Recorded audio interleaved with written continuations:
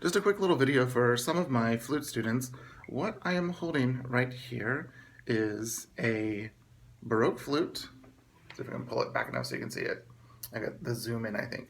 And this is a one-keyed late Baroque flute. It's made by, it's up here somewhere and you really can't see it. It's horrible lighting in the room I'm in today. Simon Polak, and he is a wonderful flute builder from a city near Amsterdam. And this is a copy of a Dutch flute, and it is a copy of a Wijne flute, W-I-J-N-E. And the flute is roughly the original, somewhere around 1750 to 1760. And this is a very old copy. It's one of the first ones that he made, where he used imitation ivory, like a plastic, for the furls here and for the end of the foot joint and of course the end cap. Now he makes them out of natural wood because there are a lot of different Wijne flutes, and the one that he copies, the original, is wood here. It isn't fancy with ivory. So that means it was probably a musician's flute. A lot of the flutes that had ivory or fancy bone, or some of the British flutes like the Brassin, the beautiful Brassin with all the filigree, has sterling silver. Those flutes usually were for much more wealthier performers, which were usually, lords, ladies, dukes, a king. Look at Frederick the Great. He had some of the most beautiful flutes that Quantz and Kirst and a few others made for him. But this is much more of, the original is much more of a, I guess you would call it a simpler flute, but it's a gorgeous flute. Let me just play a little bit of one of the very first things I learned to play on Baroque flute. My first Baroque flute teacher was Penny Fisher, and she's a wonderful flute player that lives in Ann Arbor, Michigan, and she used to be one of the past presidents of the National Flute Association, and she studied with Betty Bang Mather, and that was who she had learned to play the traverso. So this transverse Baroque flute is sometimes called a traverso, which just means transverse. It's a flute that you play transverse. And normally you would see flauto traverso, but then they'd cut off the flauto and just write traverso, because if you were to see flauta, that would actually mean recorder. So traverso, so that way you can know exactly what instrument you're meant to be playing. And if you look at a lot of Handel's orchestral pieces, sorry, I got cut off there. I forgot to turn my phone off. But in Handel, sometimes you'll see flauta, and that actually means recorder. So that's why traverso has started to become the norm. So here's just a little bit of what this thing sounds like. And I haven't played this flute in quite some time, so we'll see if my fingers, it has quite a wide stretch because it is such a thin board flute.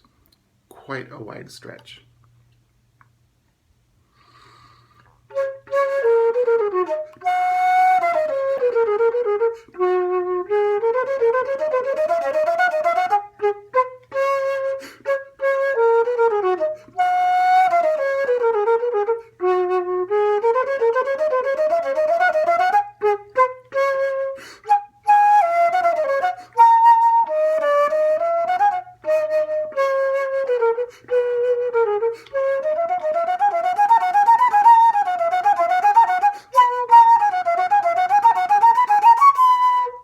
Wrong note. So there you can see, and if you could see any of my fingers, they were different fingerings for the flute. Most of them are the same. Let me turn so you can kind of see. So D,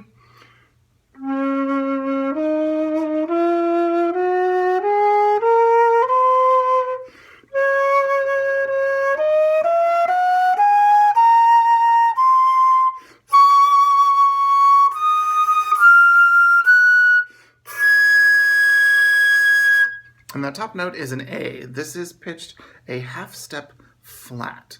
So it's pitched at A 415. So that high A that I played will sound actually in A flat.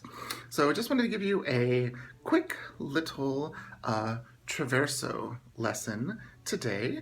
And if you have any questions, leave a comment down below. And I will see you in the next video, which will probably be a planning video, not a flute video. Okay, thanks for watching. Bye-bye.